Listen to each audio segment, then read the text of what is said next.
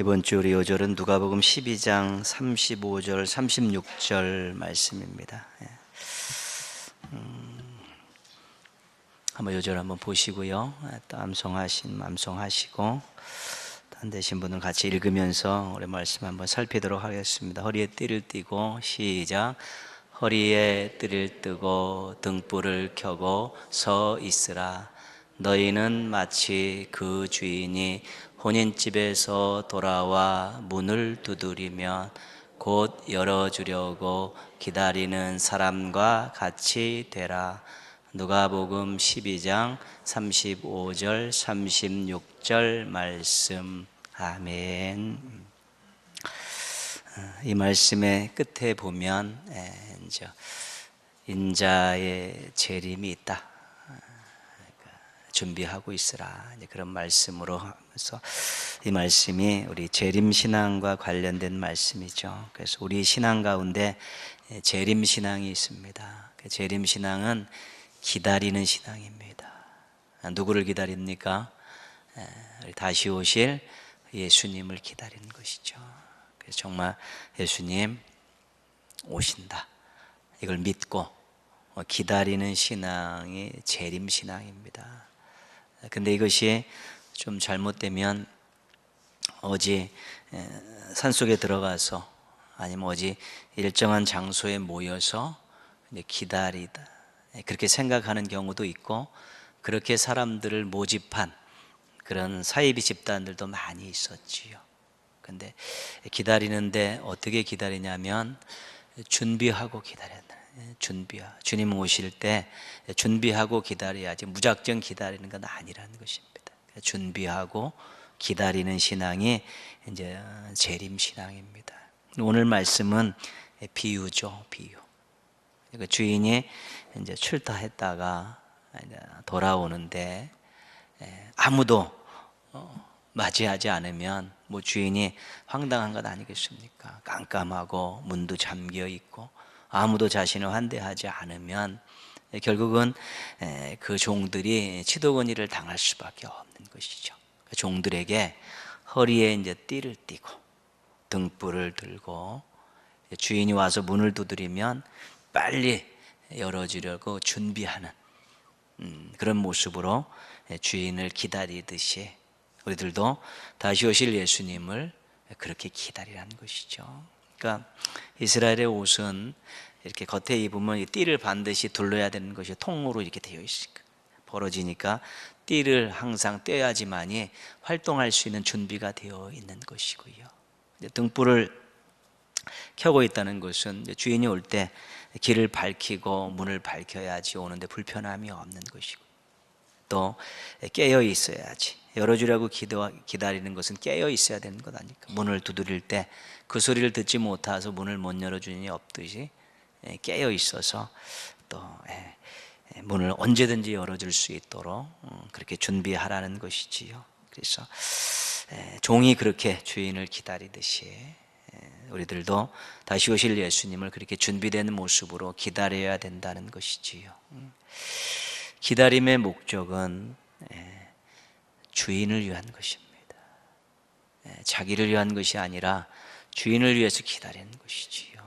그래서 우리가 예수님 다시 오십니다, 예수님 다시 오시면 우리를 하나님 나라로 인도하시고 우리의 또 모든 아픔들과 원한들을 풀어주시고 우리에게 새로운 삶을 주십니다. 이것이 우리에게 큰 위로가 되는 것이고 소망이 되는 것은 사실입니다. 그러나 그것보다 먼저 우리가 기억할 것은 다시 오실 우리 주님이 우리의 주인이시기 때문에, 우리의 구원자이기 때문에 그분을 최고의 예우로 맞이할 수 있는 준비를 하는 것이, 그것이 먼저입니다. 그 다음은 우리 주님께서 약속한 대로 우리의 미래를 만들어 가시는 것인데, 우리의 주인님이 오시는데, 왕이 오시는데, 창조주께서 오시는데, 우리를 구원해 주신 분이 오시는데, 우리가 그분을 맞이할 때 내가 이러한 것들을 얻습니다라는 그러한 부차적인 것, 하나님이 약속하시는 것에 먼저 매달리지 말고 그 주인의 이 합당한 예우를 갖추며 맞이하는 것이 먼저 중요하다는 것입니다. 그래서 깨어 있어야 되고 준비하면서 주님 어서 오시옵소서, 최고의 예우를 갖춰서 맞이하는 것이고요. 그 다음은 우리 주님께서 우리의 약속하신 대로 미래를 그렇게 풀어 가시는 것이지요. 재림신앙을 자신을 위한 신앙으로 생각하고 주님 다시 오시면 나의 이 모든 것들이 해결된다는 것은 정해져 있는 것입니다.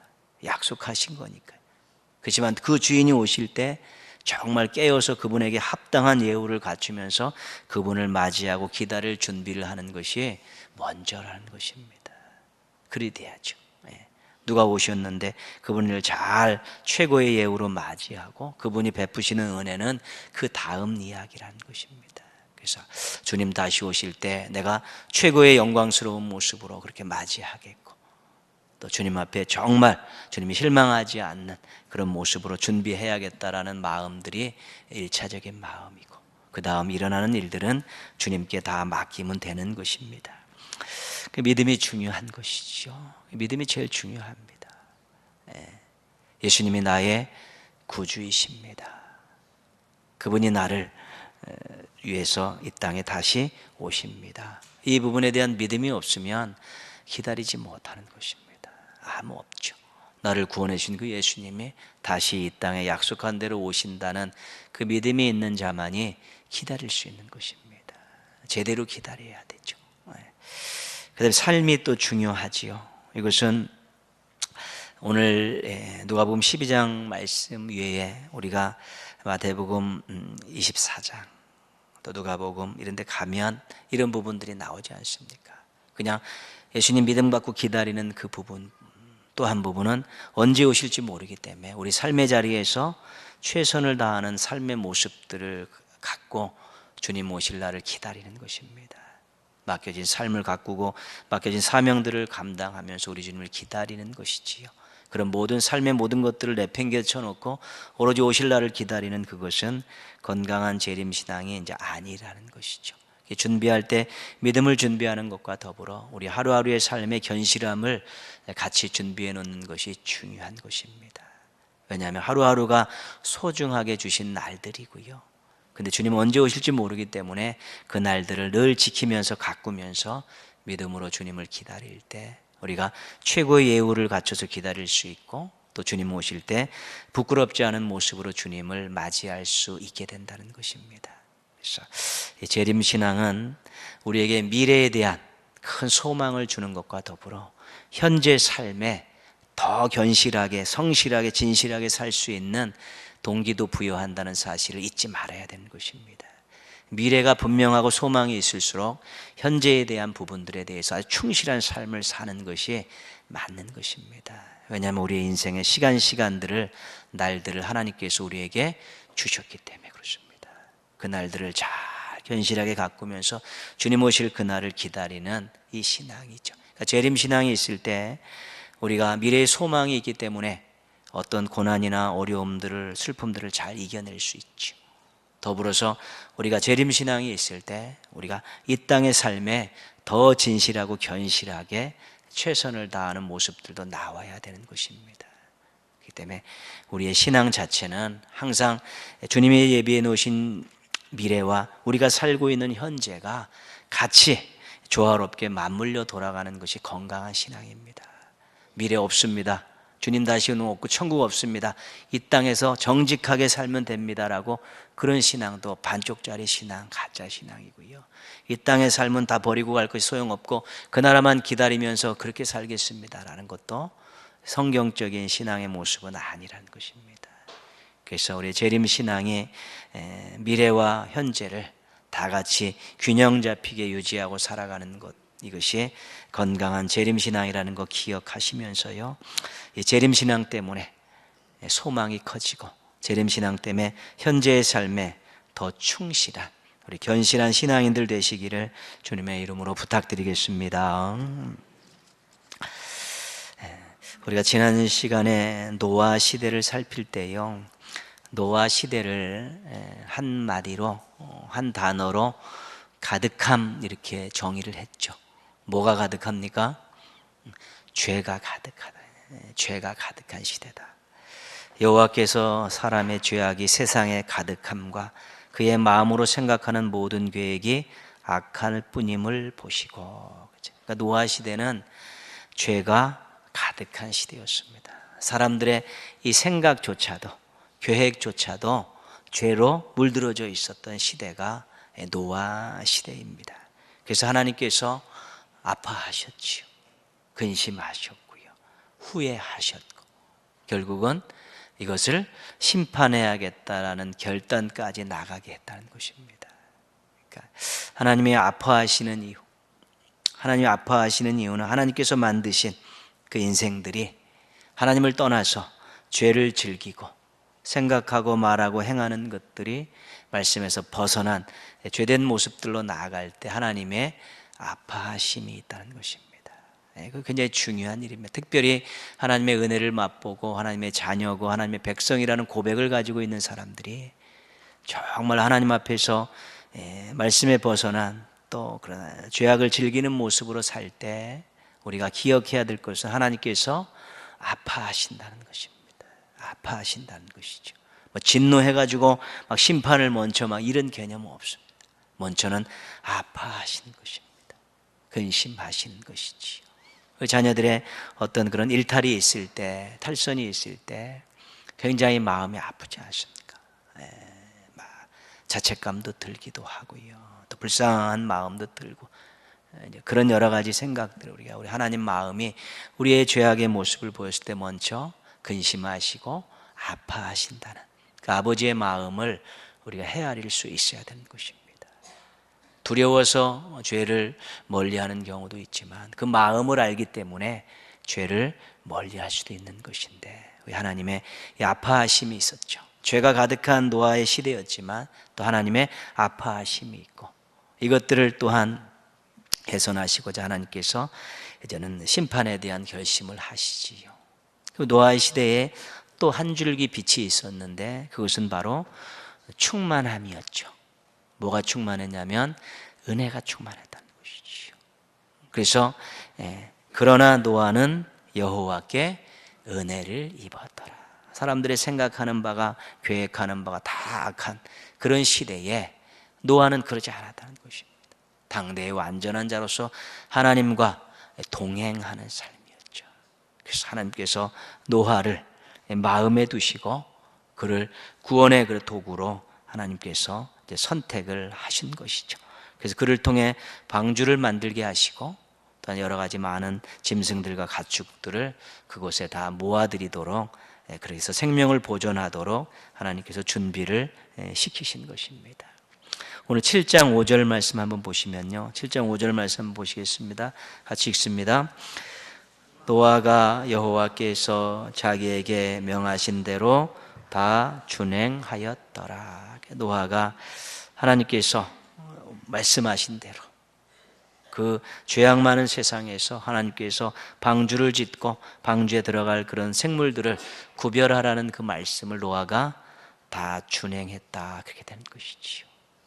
하나님의 귀한 역사에 동참하는 가장 중요한 요소 중에 하나는 순종이라는 것입니다. 하나님의 구원의 역사가 때로는 우리들의 생각에서 벗어날 때가 있습니다. 이해되지 않을 때도 있고요. 도저히 납득되지 않을 때도 있음에도 불구하고 거기에 순종하는 사람들이 하나님의 구원의 역사에 도구가 되고 동참하는 것입니다. 그래서 우리 믿음의 선배들의 그런 성경의 발자취를 쭉 찾았을 때 가장 두드러진 모습 중에 하나는 순종입니다. 순종. 도저히 할 수 없을 것 같은 일임에도 불구하고 거기에 순종하는 그런 모습들이 우리 하나님께 주목하시는 모습이고 하나님께서 그를 사용하시는 아주 중요한 원인이 된다는 것입니다. 만약에 하나님께서 인생들을 사용하셔서 하나님의 역사를 펼쳐가실 때 그들이 그 역사에 동참하기 위해서 가장 중요한 것은 순종입니다. 동의하지 않고 따라가지 않으면 아무것도 안 되는 것입니다. 순종하지 않는 사람이 하나님의 거룩한 일에 쓰임받을 수 없습니다. 순종하지 않는 사람들이 하나님이 하시는 일을 자랑할 수 없는 것입니다. 그래서 노아는 그 모든 어려운 노아 방주를 만드는 일부터 시작해서 그 모든 것을 생물들을 구별하는 일까지 다 하나님께서 하신 일에 순종했다는 것이지요. 우리가 늘 두 가지 생각들이 오고 가는 것 중 한 가지는 뭐냐면 내가 하나님 앞에 쓰임 받았습니다. 그죠? 하나님 나에게 이런 거룩한 일에 참여시켜 주셔서 감사합니다. 그죠? 한 가지는 내가 이 하나님 거룩한 일에서 큰 역할을 감당했습니다. 똑같은 일이지만 하나님께서 나를 사용하셨습니다. 내가 여기서 큰 역할을 감당했습니다. 뭐 다 표현이 그런 것이지요. 그 나를 하나님께서 여기 참여시켜 주셨습니다라는 겸손함의 고백들과 더불어서 내가 이 하나님 거룩한 일의 한 모퉁이를 책임졌습니다라는 때로는 자긍심도 갖는 부분들도 있는 것입니다. 어찌됐든 하나님이 불러주셨기 때문에 거기서 쓰임 받았는데요, 자신의 또한 순종함이 있었기 때문에 거기서 쓰임 받았다는 거 있기 때문에 또 어떤 한편에서는 하나님 나를 사용해 주셔서 감사합니다라는 겸손한 고백, 또 내가 하나님의 거룩한 일의 한 모퉁이에서 일을 했다는 그런 자긍심, 이런 것들이 우리가 주의 일을 하면서 늘 가슴속에서 있어야 되는 것이죠. 근데 이 자긍심이 높아져서 잘못되면 교만으로 갈 수도 있는 것입니다. 그러나 내가 하나님 거룩한 일에 내가 한 모퉁이에서 일을 했다는, 또 하나님께서 나를 이 모퉁이에 참여시켜 주셨다는 그런 겸손함과 자긍심의 그런 좋은 경계들을 잘 가질 수 있어야 되는 것입니다. 도저히 있을 수 없는 일이죠. 하나님의 거룩한 일에 내가 거기서 일을 했다는 사실, 쓰임받았다는 사실을 굉장히 있을 수 없는 일이죠. 감사한 일이고요, 또 자긍심을 가질 만한 그런 일인 것입니다. 그래서 하나님이 나 같은 인생을 사용하셔서 하나님의 거룩한 일에 쓰십니까? 내가 어떻게 또 하나님의 이 거룩한 일의 한 모퉁이에서 또 자리를 차지하고 일을 할 수 있었습니까? 라는 그런 귀한 고백들을 가지실 때 주의 일을 하는 것이 즐겁고 주의 일을 함에 있어서 힘이 날 수 있게 되는 것입니다. 그래서 항상 순종이라는 것을 통해 하나님께서 우리를 사용하시고 우리에게 역할을 주시고 사명을 주신다는 것 꼭 기억하시면서 우리 순종을 통해서 쓰임받고 순종을 통해서 역할을 감당하는 귀한 종들 되시기를 주님의 이름으로 축원합니다. 4절 말씀 보시면 40주야를 땅에 비를 내리시겠다고 하셨고요, 12절에 보면 실질적으로 40주야를 비가 땅에 쏟아졌다고 그렇게 말합니다. 40주야가 비가 내리면 남아있는 것이 없지요. 우리가 지금 며칠만 비가 와도 감당할 수 없는 것인데요. 23절 말씀 한번 보겠습니다. 23절 같이 한번 읽겠습니다. 지면의 모든 생물을 쓸어버리시니 그 사람과 가축과 기는 것과 공중의 새까지라. 이들은 땅에서 쓸어버림을 당하였으되 그와 함께 방주에 있던 자들만 남았더라. 그죠? 심판의 와중에서 하나님의 은혜가 여전히 나타나고 있다는 것이지요. 홍수 심판이 중요합니다. 그런데 그 안에 노아와 방주도 더 중요합니다. 홍수는 심판이지만 노아와 방주는 은혜이기 때문에 그렇습니다. 그래서 항상 성경에 어두운 면이 나타나면 밝은 빛이 한 줄기가 항상 비치게 돼 있죠. 예언서도 마찬가지입니다. 심판이 엄청나게 강한 심판을 선언하면 그 다음에는 소망과 구원의 메시지가 선포되는 것이지요. 그러니까 노아의 이 홍수는 엄청난 심판입니다. 그 누구도 막을 수 없고 그 누구도 감당할 수 없는 그런 심판이죠. 40일 동안 땅에 비가 내렸을 때 살아남을 존재는 없는 것입니다. 그러나 그 생명을 보존하기 위해서 방주를 짓게 하셨고 그 안에 사람과 생물들의 생명의 보존을 위해서 남겨놓으신 것들이 있기 때문에 하나님의 은혜가 그 노아 심판, 홍수 심판에도 여전히 존속하고 있었다는 것이죠. 에덴 동산의 불순종, 선악과를 따먹는 그 불순종의 그때도, 가인이 아벨을 죽인 그때도, 항상 죄악이 관영한 때는, 죄악이 가득한 그때 거기서 멸망하지 않는 하나님의 좋은 구원의 빛들이 계속 연결되어 있기 때문에 인류 역사가 오늘날까지 이어온 것입니다. 인간들이 의로워서 역사가 존속되는 것이 아니라 하나님의 은혜가 있어서 역사가 존속되는 것이고요. 우리가 의롭고 정말 말씀대로 잘 살기 때문에 우리가 이 정도 사는 것이 아니라 하나님의 은혜가 있기에 이 정도 사는 것입니다. 그것만큼은 인정할 수 있어야 되는 것입니다. 노아도 역시 마찬가지였습니다. 오늘 말씀의 중요한 내용은요, 8장 1절 말씀이죠. 같이 한번 읽겠습니다. 하나님이 노아와 그와 함께 방주에 있는 모든 들짐승과 가축을 기억하사 하나님이 바람을 땅 위에 불게 하심에 물이 줄어들었고, 그렇죠? 홍수가 계속되고 방주에 있었는데 하나님께서 기억하시되, 그죠? 기억하사 8장 1절 말씀 보시면, 그죠? 기억하사 하나님께서 방주에 있는 노아 가족과 짐승과 가축을 기억하셨다는 것입니다. 방치하지 않으시고 외면하지 아니하시고 기억하셨다는 것입니다. 성경에 나오는 우리 하나님과 관계된 중요한 단어 중에 하나가 기억입니다. 또 우리의 은혜 받는 우리들과 관계된 중요한 단어가 기억이라는 단어입니다.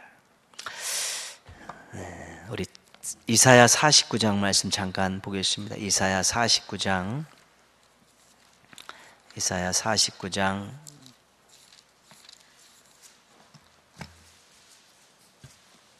15절 16절이죠.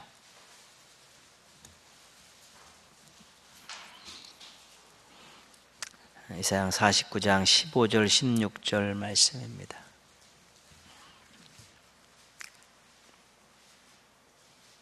하나님께서 뭘 기억하고 계실까, 잊지 않으시는가 한번 보겠습니다.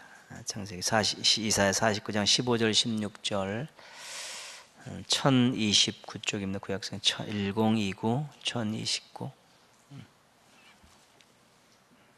그래, 같이 한번 읽겠습니다. 여인이 어찌 그 젖먹는 자식을 잊겠으며 자기 태에서 난 아들을 긍휼히 여기지 않겠느냐. 그들은 혹시 잊을지라도 나는 너를 잊지 아니할 것이다. 내가 너를 내 손바닥에 새겼고 너의 성벽이 항상 내 앞에 있나니. 16절 말씀이 내가 너를 내 손바닥에 새겼다. 택한 백성의 이름을 손바닥에 새겼다. 그런 어떤 은유적인 표현이지만 하나님께서 잊지 않으신다는 것입니다. 기억하신다는 것입니다. 출애굽기 2장 한번 가겠습니다. 출애굽기 2장입니다.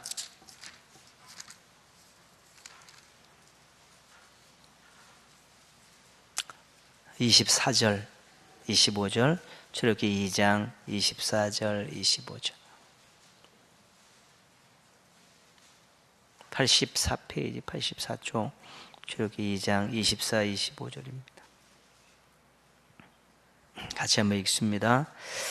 하나님이 그들의 고통 소리를 들으시고 하나님이 아브라함과 이삭과 야곱에게 세운 그의 언약을 기억하사 하나님이 이스라엘 자손을 돌보셨고 하나님이 그들을 기억하셨더라. 아멘. 조상들과 맺은 약속을 기억하시고 그 후손들을 돌보시는 하나님이죠. 하나님께서 우리의 이름을 기억하시고 또 약속을 기억하시고 한 가지 더 말씀드리면 기도 제목을 기억하신다는 것이죠.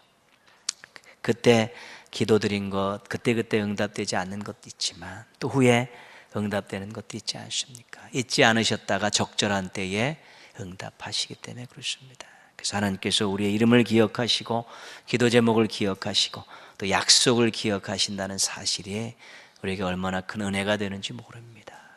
우리의 그런 깜빡깜빡하는 그런 정신이 아니라 하나님께서 손바닥에 새겨놓고 끝까지 책임지시도록 기도하고 우리의 기도 제목을 적절한 때에 응답하시기 위해 기도하시고 또 때로는 우리들과 우리 조상들과 맺었던 그런 약속들을 기억하셔서 우리들을 돌보시고 우리 후손들을 돌보신다는 이 귀한 사실을 기억하면서 여러분의 기도 제목 가운데 하나님 저를 기억해 주시고 제 자녀들을 기억해 주시고 기도 제목을 기억해 주시고 약속한 것을 기억하여 주십시오. 이런 기도 또 많이 드리셔서 하나님의 기억하심을 통해서 또 인생과 가정에 놀라운 일들 많이 일어나기를 주님의 이름으로 축복합니다. 아멘. 그래서 하나님께서 기억하셔서 바로 실행에 옮기시죠. 노아와 그 가축들, 짐승들을 기억하시면서 하나님께서 계획하셨던 구원의 역사를 이제는 실행하시죠. 물이 줄기 시작합니다. 비가 멈추고요. 땅 위에 물이 걷히고 결국은 방주에서 나오게 되죠. 삶의 터전을 밟게 된 것입니다. 17절, 8장 17절 말씀 보시면요. 그 이제 다시 삶의 터전으로 내려온 그 방주 안에서 나온 그 모든 사람과 생물에게 하신 말씀입니다. 8장 17절 같이 읽습니다. 너와 함께한 모든 혈육 있는 생물 곧 새와 가축과 땅에 기는 모든 것을 다 이끌어내라. 이것들이 땅에서 생육하고 땅에서 번성하리라. 이 생육하고 번성하라는 이 표현을 어디서 들었습니까? 창조죠. 그렇죠. 하나님의 형상대로 남자와 여자를 이제 창조하신 다음에 하나님께 주신 명령 중에 하나가 생육하고 번성하고 땅에 충만하고 땅의 모든 생물들을 다스리라 그랬잖아요. 그러니까 다시 창조 때에 그 축복의 말씀을 다시 얹어주셔. 생육하고 번성하라 그러시는 것이죠. 그러니까 다시 하나님의 은혜로 다시 창조의 그런 축복이 회복되는 것이죠. 하나님의 기억하심을 통해서 이루신 놀라운 역사 중에 한 가지가 바로 그런 것입니다. 20절 말씀에 노아가 이제 제단을 쌓고 번제를 드리는 내용이 나오죠. 노아의 신앙이죠. 하나님과 동행하는 신앙입니다. 예배가 굉장히 중요한 임무. 하나님과 동행하는 신앙의 중심은 예배입니다. 항상 예배의 자리에서 그 하나님의 감격적인 그 고백을 올려드리고 그분의 말씀을 받고 다시 한번 하나님과의 깊은 관계들을 확인하는 자리가 예배의 자리입니다. 하나님과 동행은 아브라함도 우리가 12장에 가면 보겠지만 아브라함도 이동하는 곳마다 제단을 쌓는 것들을 우리가 성경에서 확인할 수 있습니다. 그래서 이 감격적인 예배가 신앙에 있어서는 굉장히 중요한 것입니다. 예배 소홀하고는 충만함을 유지하기가 어렵고요. 예배 소홀하고는 하나님과의 관계의 개선이 쉽지 않습니다. 그 정해진 장소에서 정해진 말씀과 은혜와 찬양이 있고 기도가 있는 그곳에서 하나님과의 관계를 돈독히 할 때, 또 삶의 자리에 가서도 그것이 계속 동행하는 삶으로 이어질 수 있기 때문에 그렇습니다. 예배에 빠지지 말라고 이야기하는 것 어떤 다른 이유가 아닙니다. 본인을 위해서 하는 것이지요. 예배의 충만함이 얼마나 중요한 것인지 모릅니다. 21장 한 절만 더 보겠습니다. 21절입니다. 21절 같이 읽겠습니다. 여호와께서 그 향기를 받으시고 그 중심에 이르시되 내가 다시는 사람으로 말미암아 땅을 사람의 마음이 계획하는 바가 어려서부터 악함이라. 내가 전에 행한 것 같이 모든 생물을 다시 멸하지 아니하리니. 하나님의 다짐이신데요, 다짐이 뭐냐면 다시 저주하지 않겠다, 다시 멸망시키지 않겠다. 그런데 그 이유가 뭐냐면요, 그 이유가 뭐냐면 중간에 보시면 이는 사람의 마음이 계획하는 바가 어려서부터 악함이라. 그들이 생각하는 게 어려서부터 악하기 때문에 내가 다시는 저주하지 않고 멸망시키지 않겠다. 이 말씀은 심판의 기준을 낮추시겠다는 것입니다. 심판의 기준을 낮추시겠다는 거예요. 이것을 보면서 사람들은 야, 하나님께서 너무 변덕쟁이 아니냐, 이랬다 저랬다 하시는 분 아니냐, 그렇게 이야기하는 사람도 있습니다. 또 후회하고 막 이런 것들을 보면서 이 변덕을 부리는 건 아니냐, 그렇게 이야기하는데 이것을 우리는 변덕이라고 이야기하지 않고요, 하나님의 자기 낮추심 이렇게 이야기합니다. 무슨 말씀입니까? 인간의 눈높이로 하나님께서 낮춰주시는 것입니다. 심판을 아주 높여놓았더니 엉망진창입니다. 하나도 살아남을 인생들이 없는 것입니다. 그래서 심판의 기준을 낮추시고 다시는 이런 일들이 생겨나지 않도록 하나님께서 낮추시는 것이지 변덕을 부리시는 것이 아니라는 것입니다. 인간의 수준에 맞춰서 자꾸 낮추시면서 인간들을 이해하고 인간들을 세우려는 그런 노력들이 있는 것이죠. 하나님의 자기 낮추심의 최고의 예가 예수님이십니다. 성육신. 하나님께서 인간이 되신 것이죠. 구원하시기 위해서 하나님께서 인간이 되신 자기 낮추심의 최고가 예수님의 이 땅에 육신의 몸으로 입고 오신 것이 하나님의 자기 낮추심이십니다. 이 인생들을 구원하기 위해서 그렇게 인간의 몸을 입고 이 땅에 내려오실 정도로 자기 낮추심을 통해서 인간들의 구원을, 인간들의 미래를 아름답게 하시려는 그런 생각들이 우리 하나님 마음에 가득한 것입니다. 그 하나님의 사랑을 우리 거기서 읽을 수 있어야 되는 것입니다. 당신의 수준을 낮추셔서 우리의 눈높이와 맞추시면서 우리를 구원하시고 또 우리를 이끌어 가시고 아름다운 미래로 인도하시기 위한 하나님의 자기 낮추심이 성경에 굉장히 많이 나오는데 그 대표적인 예가 이것이고 또 하나는 십자가입니다. 그래서 그런 부분들을 기억하시면서 하나님이 변덕을 부리시는 것이 아니라 하나님이 인간의 눈높이로 낮추셔서 인간을 구원하고 회복시키고 인도하시기 위한 하나님의 놀라운 은혜와 사랑이라는 것들을 기억하면서 그것 때문에 우리가 용서받고 그것 때문에 우리가 은혜받고 그것 때문에 새로운 소망을 가지고 살게 되었다는 사실을 잊지 않아야 되는 것입니다. 그래서 오늘 말씀에 두 가지 단어입니다. 하나는 기억하심, 하나는 자기 낮추심. 이 두 가지가 하나님께서 인간들에게 은혜를 베푸시는 아주 중요한 태도이시고 또 마음가짐이시라는 것 꼭 기억하시면서 하나님이 우리를 기억하시기 때문에 우리가 소망이 있고 하나님께서 우리 때문에 자기를 낮춰주셨기 때문에 우리의 미래가 있다는 사실 꼭 기억하시면서 감사하시고 더 순종하며 살려고 노력하시는 우리 신앙인들 되시기를 주님의 이름으로 축원합니다.